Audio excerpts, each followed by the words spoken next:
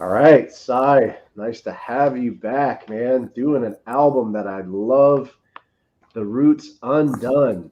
It's good to be back, Andrew. Really good to be back, man. I've been dying to do this album my damn self. Yeah, it's a great album, man. And honestly, it was the first really like full album that I've listened to, you know, for The Roots. I just heard songs kind of like C 2.0 in Hmm. movies like Collateral and never really like delved too far into their catalog. But this album was really the first full album I've listened to, and it's just incredible. I mean, yeah, you could say that all of their albums are conceptual, have a theme to them, or a concept album. But this one right here, Undone, this is the first one I heard where it's like has a narrative. Like it felt it had a narrative going all the way through, and like an Yeah, actual story and a creatively delivered narrative at that. yeah, and it's told like backwards. It's almost kind of Backwards. you know Tarantino esque, right? or or like Nas's Rewind. Yeah, only they made Yeah, a full. Only they did a whole album with that whole concept in mind, starting it from the end. yeah. It's pretty genius in my opinion. I love it, man. It's awesome. Oh yeah, Um, and then so we got the Roots. For those who don't know the band, we have what's it? Tariq Black Thought Trotter. one of the He's best MCs out there. yeah, and we have Amir Questlove Thompson. We got James Poyser on keyboards, Captain Kirk Douglas on guitars, and then Mark Kelly on bass. And, So and this album came out what in December of 2011, right? yeah, it came out then, late 2011. Yeah, Yeah, and just want to say that for the Roots, yeah, Black Thought and Questlove, they're usually the face of the group, really. And Black Thought, he's a consistently sought out MC. I mean, the first time I heard him personally was on the song "Super Lyrical" on Big Pun's first album, Capital Punishment. Yeah, Thought is one yeah, of the yeah Black Thought's one of the few MCs that could go toe to toe with Pun. yeah. I heard him on like the first time I really heard him was that C 2.0 song that was in off the Phrenology album, I think it Yeah, was. yeah, the one where Cody Chestnut where he sang the hook. Yeah, and then I also like heard of him from the Reanimation album that Linkin Park did. He did that one song. I can't remember what song it was off the Reanimation album, but it may have been. I don't remember which one it was. Actually, He I don't he recall which one it was, but it was pretty awesome to see him do a collab with Linkin Park, and then he also did one with Fort Minor, which was that's what I was gonna nice to say. Yeah, notice. Yeah, side project. Yeah, I was gonna mention just that too. yeah, he's just amazing, and it's kind of weird to see him on Jimmy Fallon's his show being the backing band, but not a bad gig when you think Not a about bad it. gig at all. Not a bad gig at Yeah, all. yeah. So yeah, this album, man, it's incredible. It's The concept. Do you want to talk about the artwork maybe a little bit or? I was gonna say what's it called? The album cover. It's a black and white photo called "Flying High."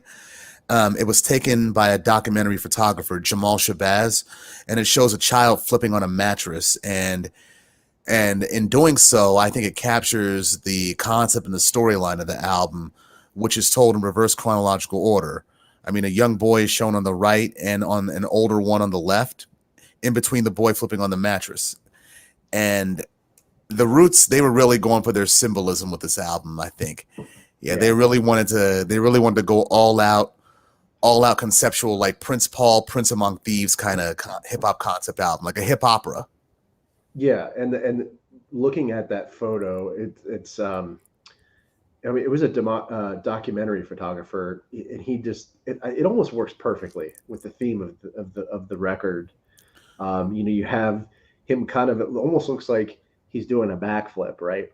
And you have the picture of the older boy, and then the younger boy in the middle, kind of one's on the left, one's on the right. The older's Mhm. on the left, the younger's on the right, Like and then you Benjamin see him, Button.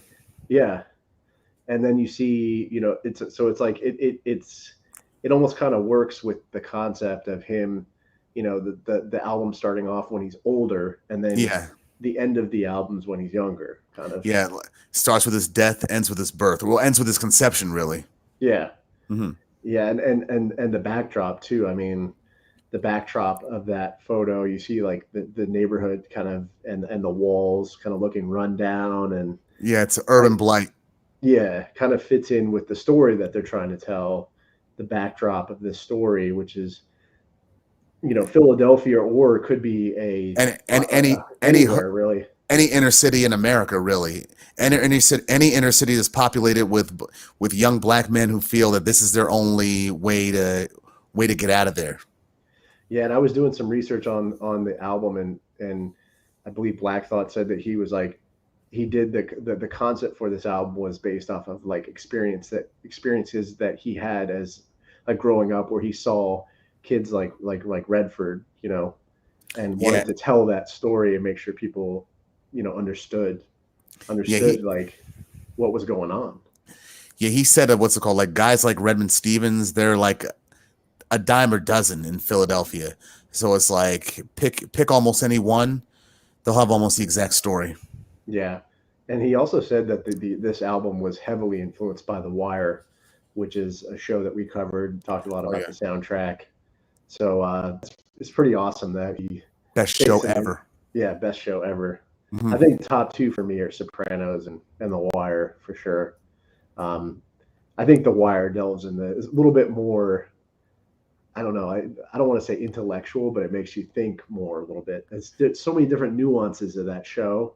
It is, yeah. Even though it's a period piece at this point, from the way those guys dress in there, and even the dated technology, it still makes you think. There's a lot of things in there that you miss, like the first, second, and third time around that you're just catching when it's when it's your 12th viewing. Yeah, and I mean, I think the kind of sleeper season for me was season two. I mean, I think it was Yeah, really a great season, something that you don't really think about. I learned a lot about Baltimore and how right. kind of things just work through the harbors and like the economics of That how that's Baltimore works. that's why it's the most important season. I mean, upon initial viewing, I was like, "What the hell is this? It doesn't got nothing to do with Avon, Stringer, what they did last season. What the fuck is this?" Yeah, exactly. Exactly. So Mhm. it brings everything together. It just shows you how everything works. And who the real power in the city is. Not the drug Yeah. dealers, but the Greeks. Yep, exactly. So so yeah, the artwork's great. Do we want to jump into that first track here? Yeah. Done, which Yeah. is What's it's essentially what an instrumental kind of or sample. Yeah, it's basically like a ER flatline. It's how it starts off. Like the ER flatline sound, it fades in, and then some gospel sounding music happens. You hear an organ in the background, and that's symbol an organ, a gospel organ. That's reminiscent of funeral music, right? Yeah, And that symbolizes what we're hearing right now, the death of Redmond Stevens. That's how the album starts out with. And Redmond Stevens, as we stated, he's the main character of the storyline. And the fact that the album both begins and ends with instrumentals, yeah, yeah. symbolizing death and conception. And And then also, it has what, like, sorry to cut you off, but three instrumentals, right? That kind of finish off the album. yeah, like three or four instrumentals to just finish off the album, symbolizing birth, development, and conception. Yeah, And also, it's interesting because on this track right here, "Done," the sample that's used as the backbone for the instrumental, it's actually reversed. That's how the producer did it. He reversed it in order to fit the theme of the story being told backwards. yeah, that's pretty cool. Yeah, It fits in very well with, like you said, the concept and the theme. it was a good idea to do that. Yeah, and Yeah, very few people caught that. yeah, and not a lot of people do that. I mean, do you see? I don't. I mean, I think you probably know a lot more than I do about hip hop, but do you see a lot of hip hop concept albums? I mean, Yeah, well, the first one, arguably the first one, was 1999's "A Prince Among Thieves" by De La Soul producer Prince Paul. Yeah, that was heavily influential. It influenced this album right here with its narrative, because on Prince Among Thieves, that was actually a forward narrative about a guy who just wants a record deal and all the things he has to do in order to get it, but meets a fatal end come at the album's close. and other albums that are similarly conceptual. A Piece of Strange by Cunnilingus, The Minstrel Show by Little Brother, Dinner and a Movie by Brother Lynch Hung, and any Master Ace album. And his albums are well put together, almost like Tarantino movies, like splintered chronology and whatnot, and you got to figure out what goes where. And Kendrick Lamar, speaking of which, his album, Good Kid, Mad City, that's a prime example of a splintered chronology in a hip hop conceptual album. Okay. Awesome, man. So then we go into this next track, Sleep. Man, it's got a creepy sound to it. It's dark. Yeah, it's dark. And it just I feel like it really captures like, you know, where Redford's thoughts are really, like, right, like as he's dying. Yeah, it's like you get like kind of you put yourself like right where he's like in his head, kind of in the moment, and and it's I don't know, it's one of the more, like, I started to listen to more root songs from different albums, like How I Got Over, and it's really different. I think to me it just stands out as like, and maybe it's just because they're trying to go with the concept. And I think that's the case. Yeah, it just stands out.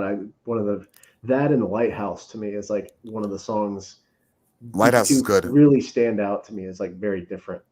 Yeah, the ones that are where they actually go with a certain theme in the songs, like Lighthouse, that has a very aquatic theme where they use a bunch of water and aquatic related wordplay and metaphors in order to drive the point home about Redmond's feelings of isolation and hopelessness. Okay. Yeah, so Sleep, yeah. It's they added percussions to add to the creepiness of the song, and the drums were very unconventional, as we pointed out before. And it's like Redmond's life is flashing before his eyes as he knows that time is being denied him, you know? And it's like he has thoughts about himself, his life, and his criminal activities that led to his death right here, right now. Okay. Is it Redmond or Redford? Am I pronouncing that wrong? Redmond. Redmond? Okay. Yeah. Okay. Yeah, I thought it was Redford Stevens. I see Redford and I see Redmond. It's Redford. It's Redford. I'm sorry. It's Redford. No, that's okay. No worries. Or either or. Let's use them interchangeably at this point, because that's okay. Yeah. No worries, man. And when you look at the lyrics for this song, Sleep, it's unresolved like everything I had at stake. Illegal activity controls my black symphony, orchestrated like it happened incidentally. Oh, there I go from a man to a memory. I mean, I think right there, right? It just it captures the kind of the death aspect of it.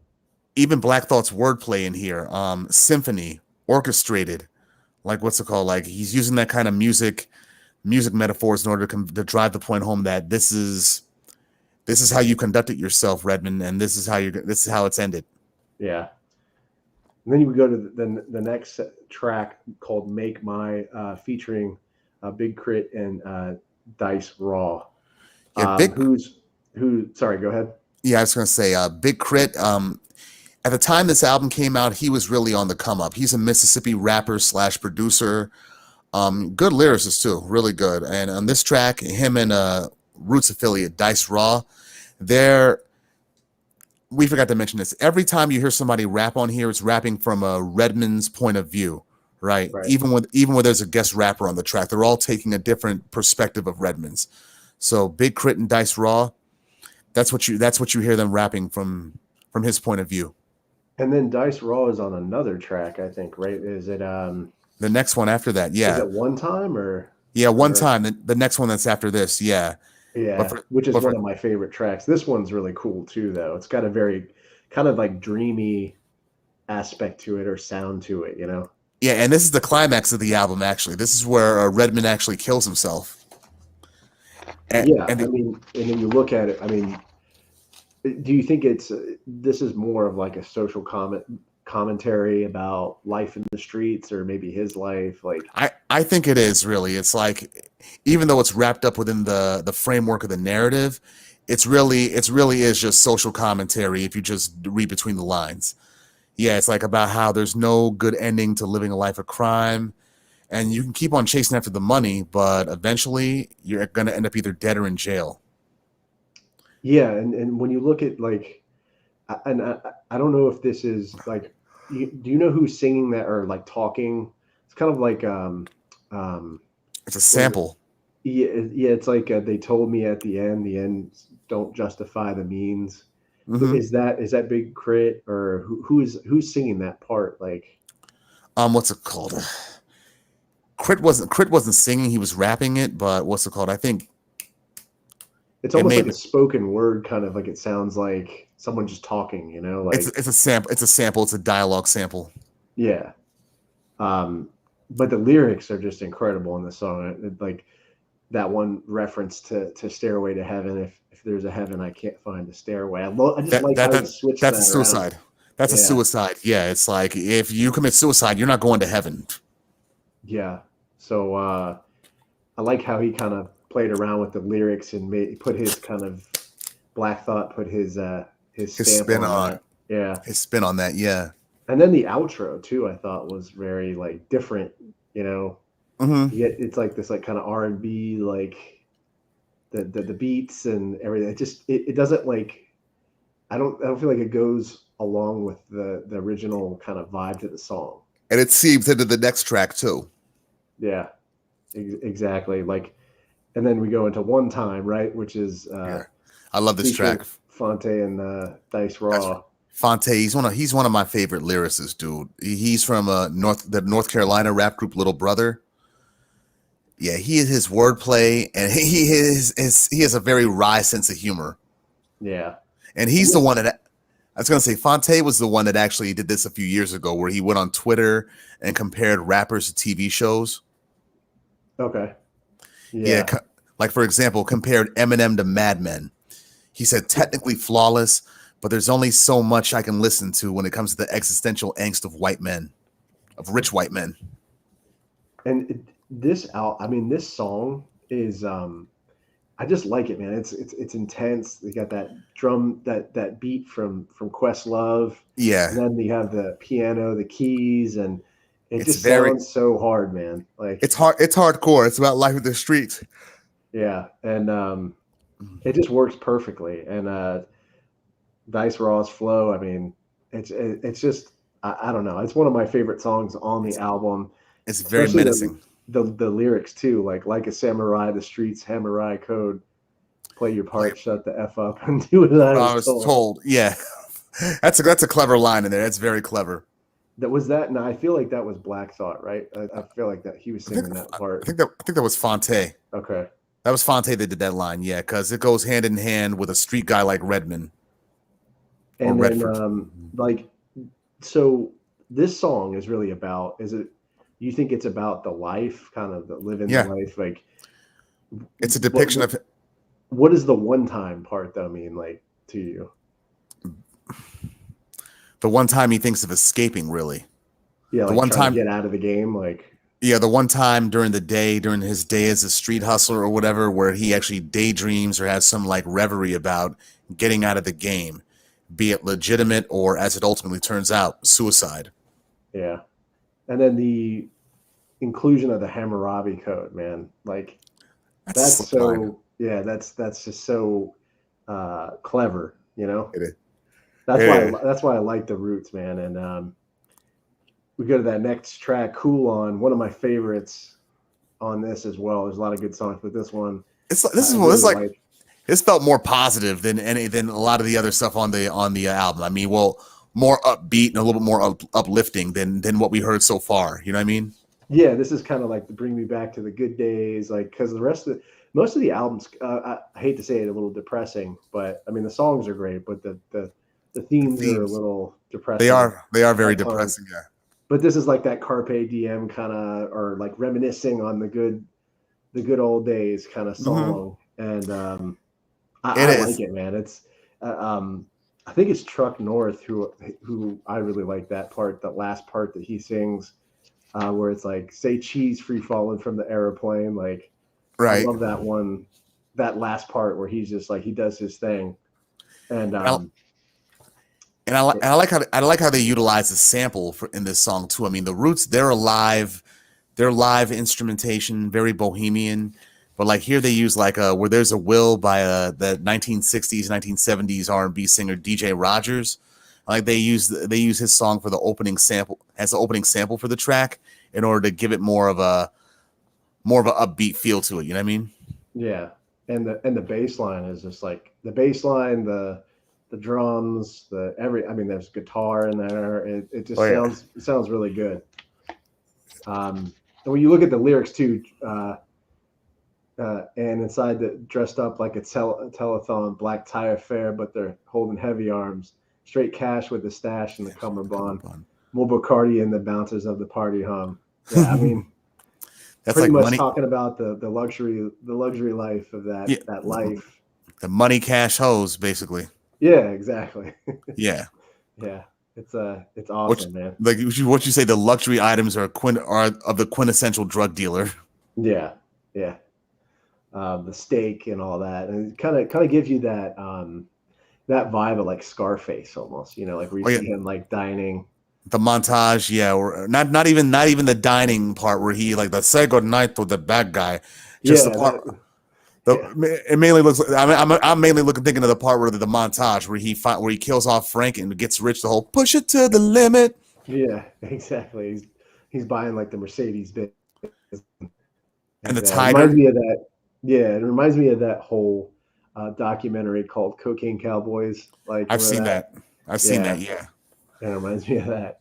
I'm like, good God. I learned more from that than I did from Narcos, The Wire, or what's it called? Traffic combined. Yeah. Exactly. And Snowfall, that too. Yeah, I heard that show's good. I got to check it out. Yes. Yes, indeed you should. They're going to be on their final season next year, bro. Yeah. That's and did John Singleton, did he do that or? Yeah, that's his baby. Yeah. I mean, they kept it going even after he passed away, but you can tell that without his influence, out of his script, there's a difference between now and the previous seasons. Yeah. Yeah, I'll have to check that out. It looked really cool. I saw like maybe the first episode, but. Oh yeah, I love the first episode. It's like that's what got me hooked. Yeah. Then the other side, man. This song was this was one of the singles that came off of this album, with Bilal and Greg Porn. And, yeah, whenever they get Bilal singing a hook or whatever, it's like okay, that's your single right there. Yeah, and it's got a sick beat to it. Questlove doing his thing. Mm-hmm. Upbeat tempo. And what's it called? The piano keys or keyboard keys are really good on here too. It's like a neo soul R&B hybrid combination. You know what I mean?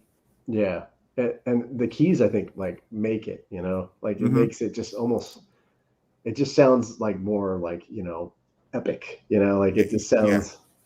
Yeah, and then the Bilal. I mean, I didn't even know. I didn't even know. I thought it was a girl singing, like because of the notes, his range. Now that's a guy. I mean, the first time I saw the name, I thought it was a girl, but nah, proved how wrong I was. Exactly, me too, man.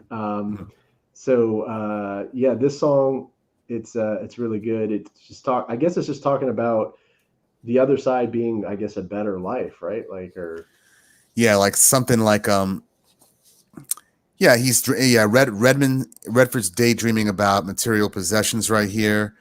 So it's like he thinks that's the key to escaping his life and the life he was born into. Yeah.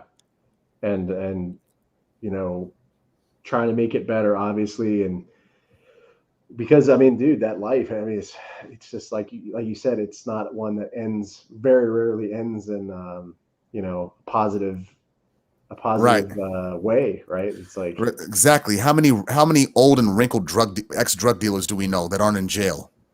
It reminds me of The Wire, like Bodie's character. I feel old. Yeah. That one scene where he's talking to McNulty in the park, and they're having like eating lunch and just talking. Breakfast. Yeah, it's like him and McNulty. It's like when we're off the clock, we're cool. We can talk shop. Yeah. But yeah, I like this song. It was a single. I remember seeing it on I think it was like Leno or something where they or may have been Conan O'Brien or something where they performed it. But definitely a great track. Stomp. This song's different with with Greg Porn. Yeah, it's more It's kind of rocky. like a rocky kind of Yeah. sound to it, which is cool. Um, with the guitars and everything, it just sounds like got that rock and roll kind of sound to it. Yeah, it It's hard, does. and it has like it sounds like there's some guy like it almost sounds like he's on like a PA or something, just like yelling into it, Mhm. or a I guess megaphone or something like. yeah, the opening dialogue was taken from Derek Moore, who is the pastor for the Georgia Tech football team. Yeah, it was taken from a pregame speech that he gave to the team at one point. No, that's pretty cool. I didn't know that. That Yeah, is pretty awesome. It does sound like that like a locker room speech or something. yeah, and it's about life or death. The song is about life or death, and as per the storyline. Yeah. So it's like, and it's about the life or death choices that Redford has to make, regardless of what path that he is taking. It's about him falling deeper into his choices, deeper into his crimes as he actually commits his first murder. Yeah, I mean, you look at the lyrics too. Yeah, speaking of a pieces of a man staring at the future in the creases of my hand, reads like a final letter I'm leaving for my fam, but written in a language that will never understand. And the pieces of a man part, when I see pieces of man, I'm thinking of what's it called? Gil Scott Heron. He had an album that was called Pieces of a Man. Okay, Yeah. And I know, and his spoken word style had a heavy influence on what later became hip hop. gotcha. Okay, and then so this song, I guess it kind of it transitions into, um, or actually, sorry, I got a little ahead of myself. Staring at the future in the creases of my hand. So he's kind of contemplating, right, on the decision Yeah. he's going to make, Mm-hmm. whether he goes into the life of crime or not, right? Like, Yeah, like staring at his own hand, looking at the creases like a fortune teller would, reading his own fortune, trying to decide what path he's going to take. yeah, yeah. The lyrics, man, of this, the roots are just they're smart. That's why I like it. It's not just like, Not you thrown know, together. it's not like dumbed down or watered down. They make you think it. There's Exactly. Even though, which is why sad to say they'll never be a top seller. yeah. It's just like they don't have the commercial. I don't know, how would you say it? The And Grant commercial, appeal. I yeah, mean, appeal. their highest selling record was 1999's "Things Fall Apart." That went gold, at least. But like, what's it called? Even after signing with Def Jam back in 2006, which is where they've been ever since, it's like, yeah, you're gonna have some critically acclaimed albums, but commercially, no, not so much. Yeah, um, I agree with you, man. And we go to this next track, Lighthouse. We This is were one of just my talking about favorites. this. This Yeah, is this is one of such a, my favorites on here. Yeah, and it has that like kind of dreamy, like you said, aqua kind of sound to it, and very lush, atmospheric. Like, what's it called? Like almost underwater. yeah, exactly. And then I did, I was like reading a little deeper into the lyrics, and I didn't realize at first it was about suicide. Like, Lighthouse. I mean, it kind of makes sense. The title, like Lighthouse, being able to find your way. And no one's Uh, in a light, and no one's in a lighthouse is what he fears, which means no one's watching out for him. He's on his own in this world. yeah, exactly. Um, but yeah, this song is definitely definitely different, but really good. They use that electric drum machine really well. Oh yeah, man, they did. Yeah, and you look at the lyrics, and no one's in the lighthouse. You're face Face down in down the in the ocean, ocean. and there's no one in the lighthouse, and it seems like you just screamed, and no one's there to hear the To hear the sound, sound, and it makes you feel like, yeah, just like the way they the way they convey that, the way they sing it, yeah, it's like and it the has, echo, like the yeah, face down in the ocean, like hmm like you're actually in the ocean, yeah. yeah, yeah, it's very cool, man, and just and then they add in like the rapping and everything else, like it's kind of like they're singing, but then But then they kind of they transition switch to to the rapping part. yeah. I just like how they do that. Just works really well. But Most deaf. and then I remember, I mean, this song is really cool. I like this song. It's like, Life before drug dealing. yeah, I like the chorus too. Like with, and I don't know who the I don't know who the artist is that sings that, like the I remember. Do you I forget who that remember? is. I forget who that is. It was somebody that they had. The vocalist. Yeah, the Yeah, vocalist that they had featured. It's in the liner notes. yeah. It just I don't know, it sounded really good. Um, I just didn't know who it was, but um, I like how it's a foreshadowing of what's it called, of what we know, what the listener knows will be the ultimate fatal choice that Redford he'll be taking, and right here how he'll eventually rationalize those fatal choices, be it murder, drug dealing, theft, or whatever. yeah, it's like I think it's like at the point where he's thinking about getting into like this life, but like maybe he's on the fringe a little bit. He's still on the fence, yeah. Yeah, he's still on the fence. Yeah, that's probably a better way of putting it. But yeah, and you look at the lyrics. It's a pain living life against the grain. I'm looking back and y'all the same Troy, Mark, and little what's his name. Mm-hmm. It's it's the flight of the fall, and it's right on the wall. Like everything, I don't know, man. It's just I wish they were more mainstream because they're so good, you know. They are And it's just like we need that right now because I feel like there's a lot of like just dumb, like bad music out there, you know? simple minded stuff. Really, it's just mainly shock and awe Yeah, and provocation, like the like that not Nicki Minaj, Cardi B and Meg Thee Stallion, the song they had last year, WAP. yeah, I hated that. I yeah. hated that so And much. there's so much Yeah. going on now. I mean, like I feel like we need to like talk about it, right? Like, and I Hmm. feel like the Roots. I don't know if have they put out what have they, what's their latest album that they've put out? I can't even remember what I it think was. I think it was "And Then You Shoot Your Cousin," which came out in 2014. Also a Okay, concept record. yeah, we'll have to do that one. Yeah, But I wish they would do something like now. Just I feel like it's like a perfect time, you know, to talk about some of these things.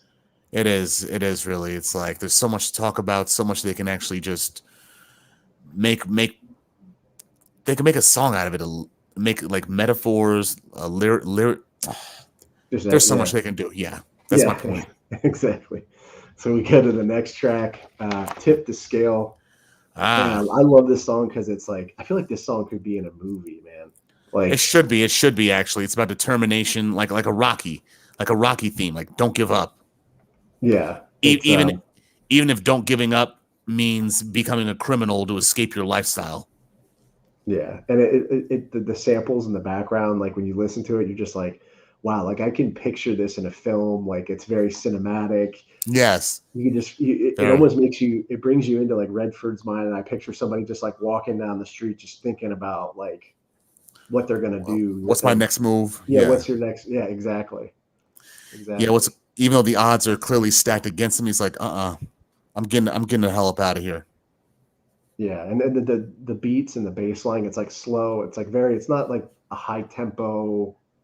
You know, it's like slow, but it like it they bring you along for the ride. It's just the right tempo. You know. It's right. It's like the beginning of his life as an adult.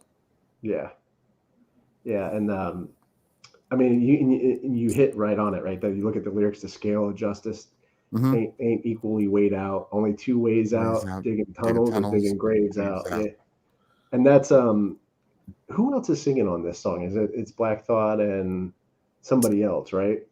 I don't remember who the other. Neither do I. Neither do I. I just know it's two. It's like two. It's Black Thought and somebody else. But yeah, this is a great song. One of my favorites on the album. And then we go into the next track, which is a Sufjan Stevens instrumental track, right? It's called Yeah, Redford. it's actually from one of his albums, off his album Michigan. Yeah, Yeah, and here we're getting to before Redford becomes a man. Now we're at the point of his birth, his development, and ultimately when he was conceived. And Redford, that has that's the birth. That track represents his birth. I mean, and yeah, it feels like it could be on a movie soundtrack or a movie score, even. yeah. Yeah, and it could be used in various scenes. Really, I can see it's a pretty versatile track. And this is off of his Michigan album. Yeah, Um, I don't know much about him. I mean, but nor do I. yeah, it was. I guess they went with it because they obviously really liked him as an artist. But um, yeah, it's so in parentheses I have here on the title for Yia and Papu. Is Yeah, that is like that children maybe, or I don't. okay? They almost look like children's pet names actually. Yeah, but it's so interesting with this album. They went to go with like four essentially instrumental tracks to close out the album. I just thought it was different. Maybe they could have spread it out more. Like I would have. Like interludes in between the songs and whatnot. Yeah, it just seems like the order is different, and I'm not saying that's bad. I think it's different, and maybe some people like on the reviews that I was reading Uh-huh. saw that, or maybe that played into some of the reviews that like maybe weren't as good. But the album was actually, I believe, got pretty good ratings, like critical It did. reception. So it was just different. I mean, they're artists; they can do whatever they want. I mean, it doesn't matter. Yeah. It doesn't matter either way. I I just mean, thought it was interesting. They closed out with four instrumental tracks, but I yeah, I mean, mean, you go into the second one, Redford Suite that's a Possibilities. yeah. He's using strings, a string interpretation of the first track. Basically, it's like almost like it's trying to perfect itself. Yeah, and I like how they do that. I mean, again, I mean, you see bands like Lincoln. Remember we were talking about Reanimation, like Lincoln Yeah, Park, using string like in orchestras and like string quartets in their like albums like Meteora. I've been listening to that a lot recently, Meteora, and like Breaking the Habit, like those and what's tracks. and what's it called? We major right on the my fault. Not we major, but on Fort Minor's The Rising Tide, the main single on there where they have like dun dun dun dun dun dun dun dun dun dun dun, Yeah, dun the strings for that one. Yeah, yeah. Remember the name, right? Is that remember the the name? Yes. yeah, yeah? That's cool. Like they just like bands like Linkin Park and the Roots. It's so cool seeing them kind of get together and collaborate because of Linkin Park. I feel like got a little bit more poppy towards the after Meteora that A- album. After Meteoria, they shifted away from the whole new metal thing. Really, it's like you didn't hear Mike Shinoda rap as much anymore. Yeah, But then, of course, he was doing his own side project where he could actually have free reign to do that. yeah, with like Fort Minor, and then he did his solo album, which was actually pretty good. It wasn't bad. When did that come out? That came out. I want to say it came out maybe 2018, like Hmm. or I think it was after Chester committed his death, The his suicide. suicide. Yeah. Yeah, it was called Traumatic, I think, or that was the album name. And People sleep on Shinoda. That dude can rap. yeah, he's good. I mean, Yeah. dude, he's like the glue of that like Linkin Park, man. The guy He's can a play guitar, he's a he can multi rap, instrumentalist.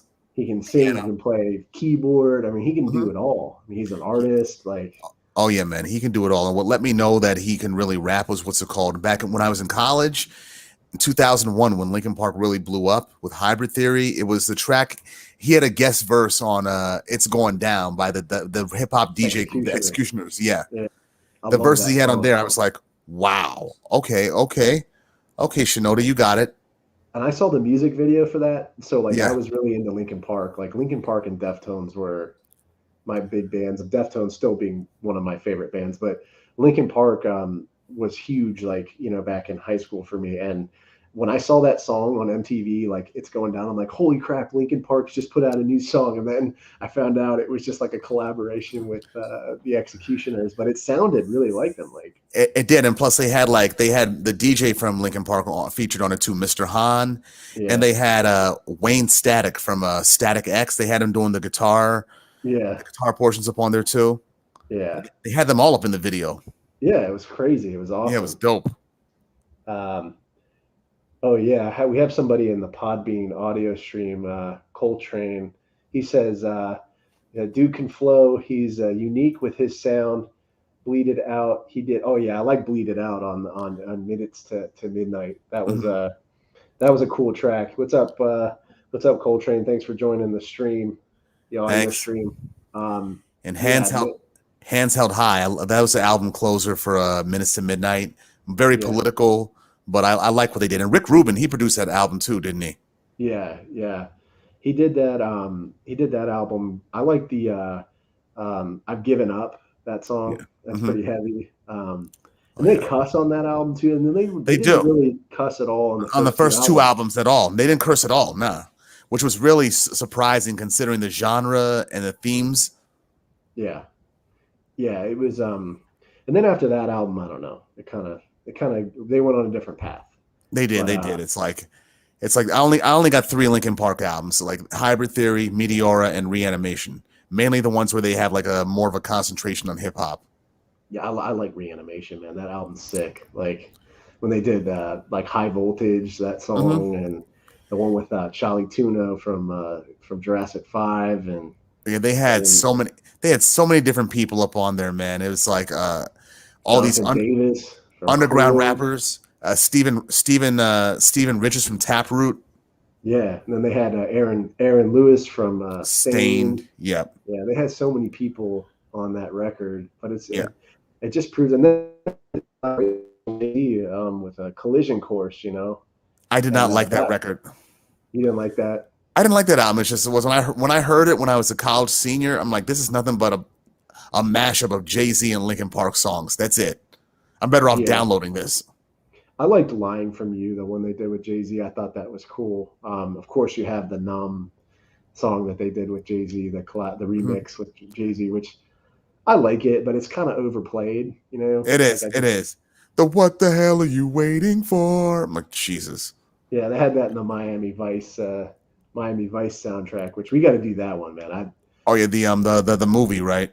Yeah, that was a good soundtrack. So We many good. we should do the TV show too. They had so many good songs in there. It's like how they get the licensing for all these songs. Yeah, it's crazy. I mean, Phil Collins, like Yeah, all those like great bands. they had a Foreigner. Yeah, what's it called? Glenn Fry for you. You belong to the city. That one. Yeah, I think we're trying to do Heat, right? That's the next one we're trying to do. I'd be That down for I'd be down that's for that. got good music. They've been showing that movie a lot on cable recently, a lot, and it's like I've been noticing things in there that I never noticed before, and it's such a well put together film, man. Michael Mann, he's one of the best directors out there. Yeah, he's one of my favorite, man. I just like Collateral, Heat, like The Glass shootout, Onion. He gets the shootout scene in Heat, that just the way the gunfire, the way that sounds is so realistic. Yeah, I remember playing it in my dorm room and people were like walking, they're like, "What the hell is going on in here?" I'm like, because I had it on like surround sound and there's like Oh yeah, bullets, like everything sounds real glass. The like, it the does. sound is incredible, man. Like It it's just is. and it's just like it's 3 hour movie, but it's worth every minute of it, man. Like that Oh, it that totally movie, is. the The act, storyline's so good. Like the acting, what's it called? The plot. I mean, I had a friend say that she didn't like Heat because what's it called? She didn't feel that they depicted female characters in there beyond being stock characters. And you're right, they didn't because Edie, Ashley Judd's character, the only person that really got only female character I thought that really got substantial play was Natalie Portman's character, yeah, the daughter, and she's Vincent's daughter. Yeah, like our stepdaughter. stepdaughter, yeah, with a deadbeat dad of her own, and she gets neurotic when he won't show up and doesn't have her blue braids, blue barrettes. Yeah, she starts going crazy, and I Yeah, just like how Al Pacino played that character where he was just like so unpredictable. Like they said that like I think Mann kind of told like Al Pacino what I was reading about this like his role. He was like, you want to play the role like kind of like a cokehead, like yeah. somebody who's on coke, just wild and like unpredictable. Give me all He you has that. got. Yeah, Give me all you got. yeah, he's kind of he would like keep his like informants on edge, Yeah, and and it would throw the actors off too. Like what's it called when he did the whole great ass that yeah, scene? Hank Azaria was really in shock, looking at him like, like what are you doing? Yeah, he was waiting for the cut. He was like, yeah, "Come on, call cut." But it yeah, man, I can't wait to do that soundtrack because it's so epic, and is. there's so many good bands on that, and just Even the even score bands was you've great. never heard of, right? That Moby does some stuff, some Hmm. covers of Joy Division, and all House kinds of good stuff. House of Pain had Top of the Morning to You up on there, Yeah, that was the club scene, and right? the Yeah, club scene. Yeah, yeah, and they had that guy. What's his name? He was in Tone the Ace Loc, Ventura Tone movie. Loc. Yeah, yeah, he was like, Man, this slick is no joke. Yeah, he was. He was. I always think of him in that movie Ace Ventura. He plays like the The detective. cop, yeah. Yeah, he was funny in that. But hey, man, this was a great album review. This is Appreciate fun. you jumping on to do this. We'll have to do Oh, some more. we But forgot to yeah, ask. I forgot to ask. What have you been? Have you seen any films lately at all? Have you been in the movie theater at all? Because I have. I watched Little Things a little bit of that with who's in that Remy Malek and Oh, okay. Denzel Washington. Mm-hmm. And dude, it was I don't know if maybe it was just me. It was slow. I kind of like I didn't finish it. I didn't get through it yet. I'm gonna probably go and rewatch it again, but it's just slow. And you know what I found is like it's hard to understand what he's saying sometimes because he has that like low The low key kind of voice. yeah the low key voice. I'm like having to crank the volume because he's kind of mumbling and Mm-hmm. I just found it kind of frustrating at points. But I'm gonna go back and give it a second chance and go back and rewatch it and when I have some more time. But it was just I don't know. I was tired and it was slow and I just started to fall asleep.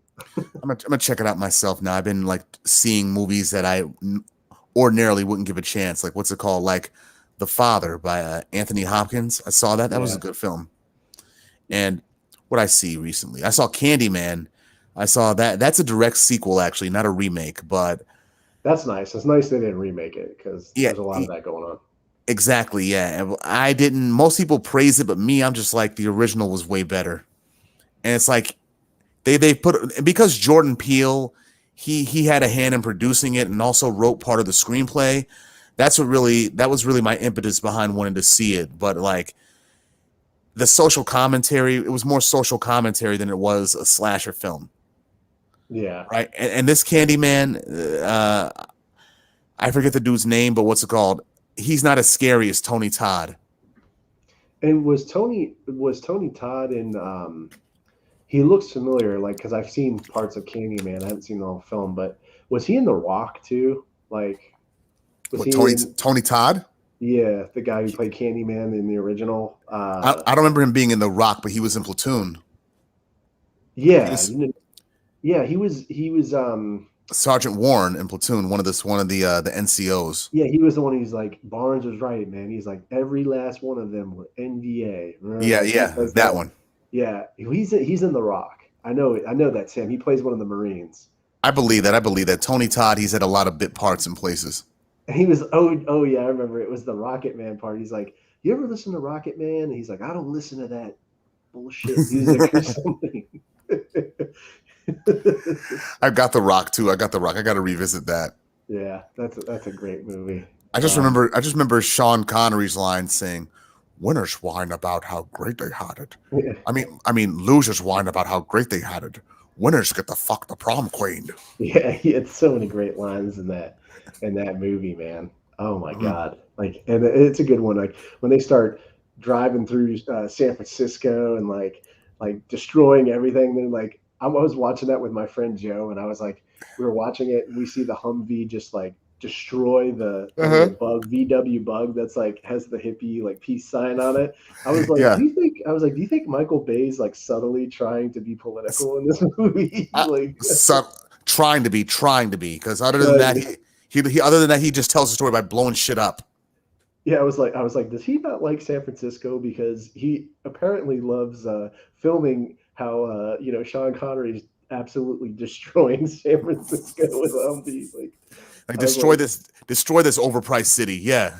yeah, yeah, exactly. And then Nicolas Cage in the Ferrari, he just like starts hitting all the parking things. Nicolas Cage. I'll see a movie with Nicolas Cage just because he's playing himself pretty much, and he's crazy. Man, him in Raising Arizona. What a great flick. Oh, him in Face Off. And a Yeah, special ops surgeon gave me Castor's face. dude, man, he is a character exactly. Or But or the Wicker Man. The Wicker Man, where he just was like overacting in that, and it's like, oh God, not the bees! They're in my eyes! Ah!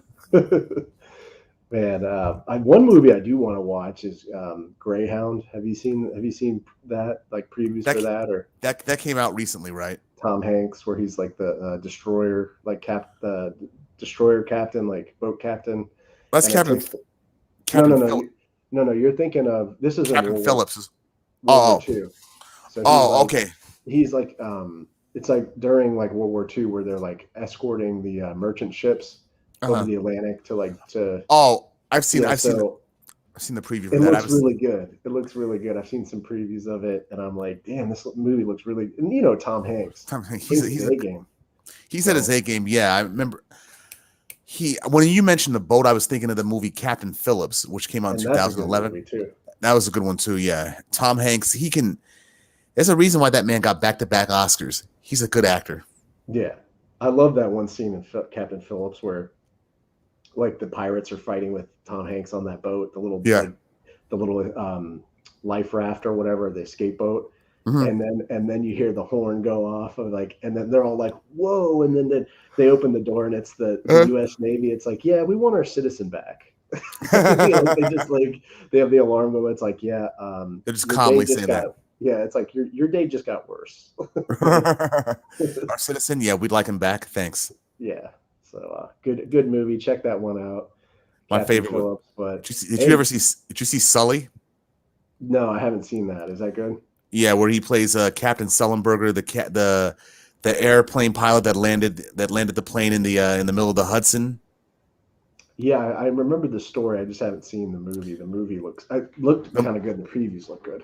The movie was good. Clint Eastwood was behind it, and there's a scene in there where they're like being questioned by by some airplane commission or whatever, and I'll give it to him. He depicted Sully with such self-control. It's like the airline commission is trying to make him lose his shit or whatever, trying to say what he did was wrong or trying to blame him for the accident. For the accident, even though nobody died. Yeah. Yeah. He just calmly tells him, "Can we get serious now?" Yeah. It's like they're trying to blame him for something, and it's like just because they want to collect on the insurance or whatever. Or have somebody to blame. Yeah, it's like, can we get serious now? All right, because I'm ready for all of you. Yeah, exactly. Hey, man, thanks for doing this. This is fun. I got another album review I'm going to be doing soon on Korn, The Nothing. So if you want to join in on that one, you're welcome to. Okay. Yeah, I'll have to share that out with you. But the Korn, that latest album they put out is a banger, man. It's really good. I have not bought a Korn album since 2002, Untouchables. Yeah. My favorite Korn album is still Follow the Leader, though. Yeah, that's mine. I mean, it's just that's kind of like flash from the past, kind of like childhood, classic, like Significant Other for Limp Bizkit, and like all of them were 10th grade for me, 10th and 11th grade. Rage Against the Machine, Battle of Los Angeles. Yeah, so. We'll have to dive into those, but we will. Those were great albums. Yeah. Well, hey man, thanks for doing this, and we'll have to do it again. We will. Thanks, Andrew. Next time. All right, man. Take care. Later. You too.